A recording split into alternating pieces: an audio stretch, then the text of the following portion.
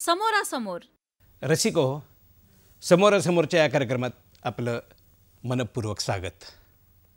मंडळी, आज मी सकाळी रेडिओ ऐकत होतो, मराठी गाणी. तर त्याच्यात काहीतरी पोलीसवाल्या, सायकलवाल्या, ब्रेक लावून थांब, आपण डबल सीट जाऊया लांब लांब, असलं काहीतरी गाणं चाललं होतं. मी असं वैतागलो, म्हटलं काय गाणी लिहित आहे ते. मग मी काय केलं, माझे एक मित्र आहेत, ते स्वतः गीतकार तर आहेतच आणि प्राध्यापक प्रवीण दवणे. तर त्याला डायरेक्ट फोन लावला आणि म्हटलं हे कोण असली गाणी लिहितं. तर ते म्हणे की हे माझंच गीत आहे. म्हटलं तुमचंच गीत आहे? हो. तर म्हटलं आता असं करा, ताबडतोब समोरासमोरमध्ये या, मला तुम्हाला 4 प्रश्न खडसावून विचारायचे आहेत. तर ते म्हटलं हो येतो की म्हणे, मी कुठल्याही प्रश्नाला उत्तर द्यायला तयार आहे. चला, आज बरोबर ते वेळेवर आलेसुद्धा. पण पुढे प्रॉब्लेम झाला. म्हणतात काय, तर म्हणे मला 45 मिनटं पाहिजेत. प्राध्यापक म्हटले ना. मी तरी त्यांना सांगितलं, म्हटलं दूरदर्शनचे कार्यक्रम 20-25 मिनटाचे पण नाही. आता काय गडबड झाली आहे, आता आम्हीच त्याला बोलवलेलं, तर त्याला नाही कसं म्हणणार. मग मी आयडिया केली.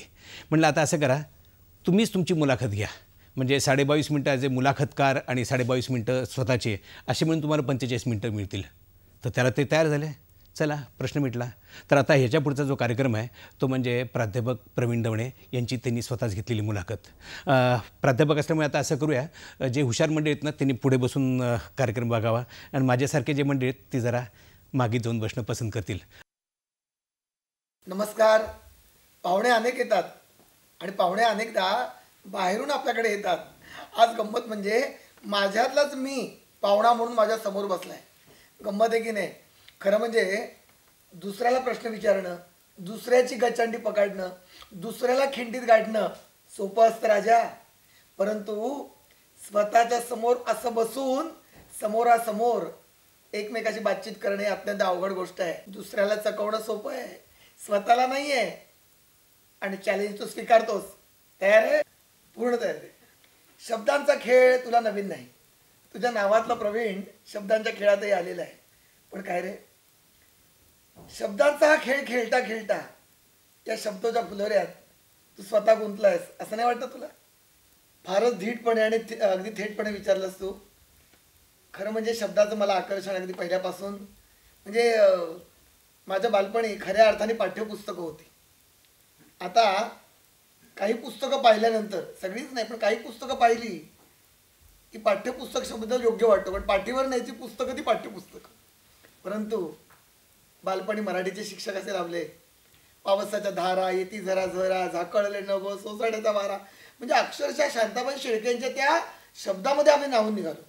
काय झालं माहिती आहे का, की कविता नंतर भेटत गेली, परंतु आधी शब्दांचं सौंदर्य त्या शिक्षकांच्याकडून मला मिळालं. आणि मला असं वाटतं की आयुष्यभर मी शब्दांचा आनंद घेतला की नाही, मग तो शब्दांचा आनंद जर माझ्या कवितेतून, माझ्या गीतांतून, माझ्या बोलण्यांतून जर जगाला मी देऊ शकलो. आणि आज मला खूप भाग्य वाटतं की, म्हणजे मी दावा नाही करत असा, कारण तूच माझ्या समोर आहेस, पण चांगले शब्द, चांगली भाषा, चांगलं मराठी ऐकणं हे कमी होतं. अशा वेळेला कोणीतरी बऱ्या रीतीने मांडणं, सांगणं, आपल्या मराठी भाषेमध्ये शब्द आहे ते कोणीतरी ऐकवण्याची गरज नाही का वाटत तुला? पण काय रे, चित्रपट गीतामध्ये त्या इतक्या जुन्या कवितांचा तो शब्दांचा उत्सव तुला मांडता आला का? ते संस्कार तुला जपता आले का? पुष्कळ आहे. काय असतं माहिती आहे का, संस्कार कधीही आपल्याला सोडून जात नाही. संस्कार हे आपल्या सावलीसारखे असतात, ते आपल्या बरोबर असतात. आणि त्यामुळे बालपणी आणि अगदी आत्तापर्यंत म्हणजे माझ्या लेखन टेबलावर फार मोठ्या कवींची पुस्तकं ही अशी एखाद्या देवाऱ्यासारखी असतात. म्हणजे कविश्रेष्ठ बोरकर, कुसुमाग्रज, इंदिरा संत हे आहेतच, परंतु तितक्याच तोडीचे पुशी रेगे आहेत, नारायण सुर्वे आहेत, नक्षत्राचे देणे लिहिणारे आरती प्रभू आहेत. ही सगळी मंडळी मला खूप आवडतात. आणि तू म्हणतोस की ते चित्रपट गीतं लिहिताना ते संस्कार किती जपता आले, तू खटाळपणे विचारतो ते मला कळतं आहे. पण एकदा का ते संस्कार आणि ती ज्योत आपल्या बरोबर असेल ना, तर तो व्यवसाय करताना सुद्धा खूप चांगल्या रीतीने करता येतो. तुला एक गंमत सांगू का?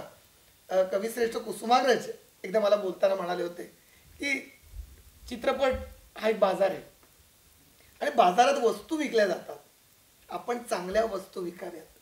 मला असं वाटतं की जे काम आपण करतो ना, कुठलंही काम, मग आता तू माझ्याशी बोलतोयस, मी तुझ्याशी गप्पा मारतोय, हे जे सगळं काम, कुठलंही काम, अगदी कुठलंही काम असेल तर ते काम इथून करणं, जीवापासून, मनापासून करणं, हे संस्कार असतात. पहिला चित्रपट तुझा ठकाच माठ. मग अतिशय गाजलेला महेश कोठारे यांनी दिग्दर्शित केलेला दे दणादण, थरथराट, धडाकेबाज, गडबड घोटाळा अशी रामच्या रांग लागली होती. 30 वर्षात 40 संगीतकारांकडे तू गाणी लिहिलीस.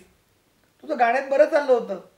मग निवेदनात घुसण्याचं काय कारण? निवेदनात मला जे ओढलं ते कुणी माहितीये का?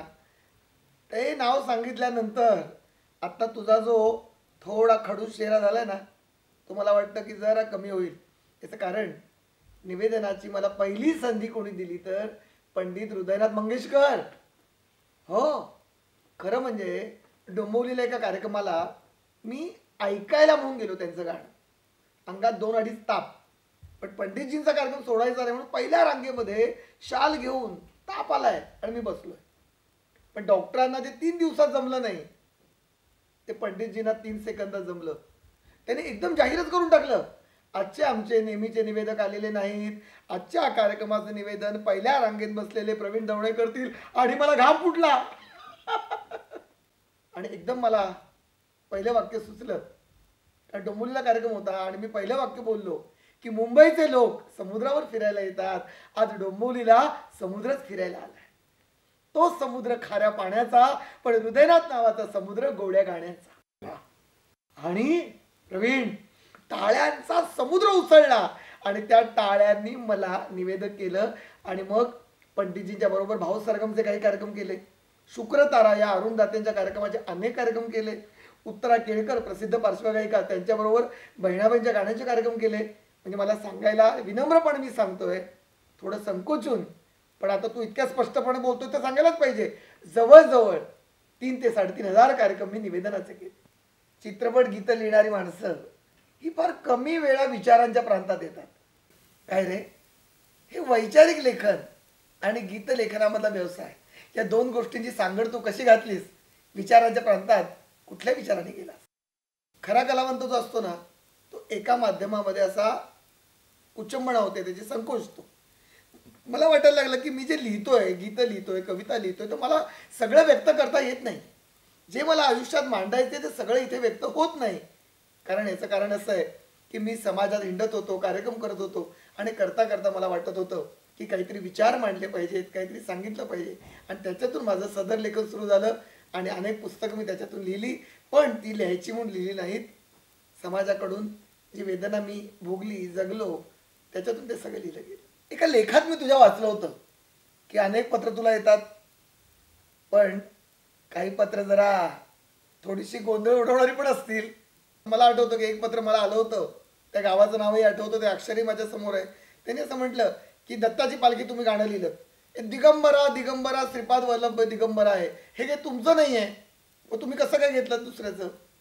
पण अशा तऱ्हेच्या पत्रलेखकांची पत्ते आणि नावं अनेकदा खरी नसतात.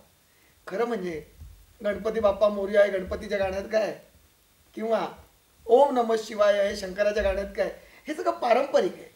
परंपरेतून जे धन आलेलं असतं ते असं मांडणं याच्यात गैर नाही आहे. परंतु मी अशा पत्रांकडे अंतर्मुख होण्याचं एक निमित्त म्हणून पाहतो.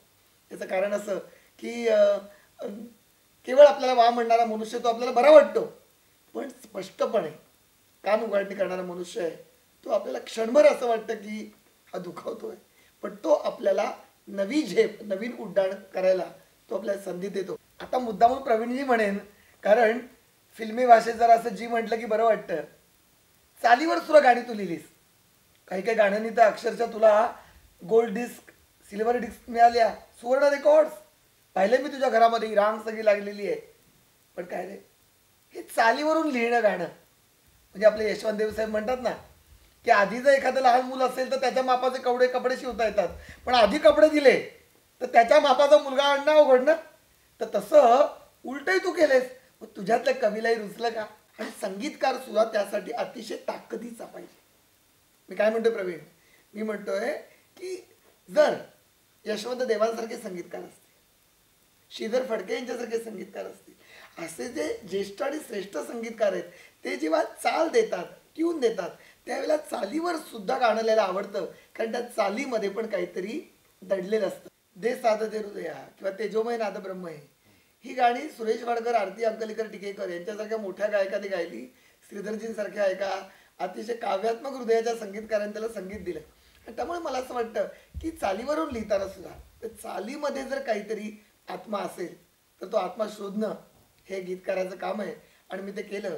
अतिशय लोकप्रिय गाणं झालं होतं, ओले त्या पानात सोनी उन्हात भरून मेघ आले. हे गाणं जे होतं ते चालीवर मला चाल दिली होती. चित्रपटामध्ये मी किती ते गाणी चालीवर लिहिली, किती जमलीत किती नाही ते रसिक ठरवतील. 250 ध्वनिफिती फक्त भक्तिगीतांच्या, एवढी भक्तिगीतं. आणि ती पण दत्ताची पालखी, दत्ताचा प्रसाद, नाचे गणेशू, हृदयाच्या तालावर नाचे गणेशू, नाचे रुणझुण असा गणपती, अगदी आत्ताच्या अष्टविनायक गाण्यापर्यंत किती गाणी गणपती, दत्त, विठ्ठल. काय रे, एकाच दैवतावर पुन्हा पुन्हा पुन्हा पुन्हा तीच वर्णन करून न्याय देतो असं वाटतं तुला? देशभक्ती गीतं किंवा ही जी भक्तिगीतं आहेत तू म्हणतोस त्याप्रमाणे केव्हा तरी पुनरुक्ती त्याच्यामध्ये होते, पण निदान त्यामुळे भक्तांच्याकडून नामस्मरण केलं जातं. पुन्हा पुन्हा दिगंबरा दिगंबरा, श्रीपाद वल्लभ दिगंबरा किंवा हृदयाच्या तालावर नाचे गणेशू, हे शब्द तर पुन्हा पुन्हा लिहिले गेले. मला एक सांगायला आनंद होतो की नंदू होनप संगीतकार, त्यांच्याबरोबर मी अक्षरशः 2,500 ते 3,000 भक्तिगीतं, देशभक्ती गीतं लिहिली. म्हणजे देशभक्ती गीतं म्हणण्यापेक्षा देवभक्तीपर गीतं लिहिली आणि ती घराघरामध्ये लोकप्रिय आहेत. मला तुम्ही सांगा की अगदी काही खूप मोठं काम करू शकलो नसेल, पण समाज खाली तर नाही आला ना. समाजाला संस्कार देण्याचं काम केलं. आज घराघरामधला देवारा, घराघरामधली निरांजन ही वेळेमुळे हरवलेली आहे. अशा वेळेला जर एखाद्याच्या कारमध्ये, एखाद्याच्या घरामध्ये, एखाद्याच्या स्टडी रूममध्ये माझं जर गाणं लागलं असेल, तुला गंमत सांगू का, तुला ऐकायला आवडेल. लोकलमध्ये अनेकदा शिणलेले जे प्रवासी आहेत ना ते भजन करतात. काही वेळेला काय होतं, मी जेव्हा लोकलनी प्रवास करतो ना, गच्च भरलेली असते गाडी, त्यांना माहिती नसतं त्या गर्दीमध्ये कोण उभा आहे त्या दांडीला धरून, पण मी लिहिलेलं गाणं प्रवासी गात असतात. निघालो घेऊन दत्ताची पालखी. त्यांना माहिती नसतं की कवी उभा आहे आणि बसायला जागा द्यावी. मी मनात म्हणतो हरकत नाही, मला बसायला जागा नसेल तरी चालेल, पण त्यांच्या हृदयात तर माझं गाणं बसलेलं. चक्क 30 वर्ष तू ठाण्याच्या एका महाविद्यालयात, ज्ञानसाधना महाविद्यालयात तू अध्यापन करतोस. काय रे, ठीक आहे, कॉलेजची तरुण मुलं मुली आसपास असतात, हा आनंद ठीक आहे, पण वर्गामध्ये शिकवताना एखाद्या टार्गेट विद्यार्थ्याने तुझीच फिरकी घेतली आहे असं कधी झालंय? मला ना वर्गात टार्गेट विद्यार्थी आवडतात. कारण टार्गेट याचा अर्थ ती काही गुंड किंवा काही अशी नको तशी नाहीत, त्यांची ऊर्जा जराशी इकडे तिकडे सरकलेली असते, पण ती मुळामध्ये अतिशय प्रेमळ असतात, अतिशय बुद्धिमान असतात. फिरकी तर इतकी मजेशीर घेतात. 1-2 अनुभव मी तुला सांगेन, हसशील पण आणि अंतर्मुख होशील. मला आठवतं की एकदा एका कुठल्या तरी कॉलेजमध्ये कार्यक्रम होता, माझा कार्यक्रम होता आणि मी उभा राहणार तितक्यात एक तिथला विद्यार्थी आला आणि त्यांनी मोठ्या झाडाची कुंडी अशी आणली आणि माझ्या शेजारी ठेवली. मी त्याला म्हटलं, अरे कुंडी कशाला झाडाची, कार्यक्रमाचा काही संबंध नाही आहे झाडाशी. तो काय म्हणाला, काय माहिती आहे का की माणसाला प्राणवायूची गरज लागते ना, आणि झाडासारखे ऑक्सिजन देतात, तेव्हा तुम्हाला गरज लागली तर. आता मला तुम्ही सांगा, याच्यामध्ये थोडी गंमत आहे, थोडा उन्हाळपणा आहे, पण मजा येते. आम्ही शेरे लिहितो विद्यार्थ्यांच्या उत्तरपत्रिकेवर. एक विद्यार्थी आला, सर शेरा काय लिहिलाय, वाचताच येत नाही. माझा चेहराच पडला, कारण मी त्याला शेरा लिहून दिला होता, अक्षर सुधारावे. आता बघ हसतोयस तू, पण ही मजा असते. मला नेहमी वाटतं वर्गातले मुलांचे प्रश्न हे शिक्षकांनी वर्गातच सोडवले पाहिजे. त्यासाठी पालकांना आणायचं, त्या प्रिन्सिपॉलकडे न्यायचं, ही मजा नाही आहे. तिथे त्याच्यावर प्रेम करावं, रागवावं, प्रश्न तिथे सोडवावा आणि प्रवाह मोकळा करावा. आणि म्हणून 30 वर्ष मी ज्ञानसाधना ठाणे या माझ्या कॉलेजमध्ये अतिशय आनंदात आहे. मुलामधलं मूल होऊन फुलामधलं फुल होऊन. एका बाबतीत खरं तर तुझा रेकॉर्ड आहे. सावररेसारखा स्तंभ लोकसत्तासारख्या दैनिकामध्ये जवळजवळ 2-2.5 वर्ष तू लिहिलास.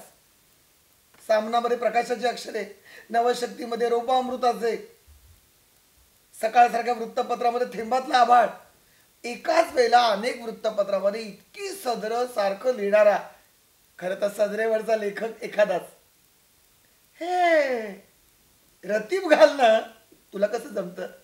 आता मला असं वाटतं हा रतीब शब्द तू फार चावटपणे वापरलायस, त्यामुळे मला असं वाटतं तुझं सासर किंवा माहेर हे कुठल्या गावचं असेल हे मला कळलं, पण मी ते सांगत नाही, कारण त्या गावचे लोक पण बघत असतील.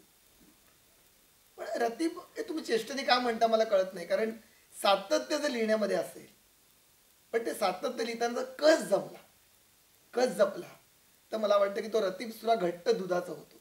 आणि काय आहे माहिती आहे का प्रवीण, की मुसाफिरी करताना आज कार्यक्रमाच्या निमित्ताने अमेरिकेतलं विश्वसंमेलन ते अगदी एखाद्या महाराष्ट्रातल्या छोट्या गावापर्यंत मी हिंडलो.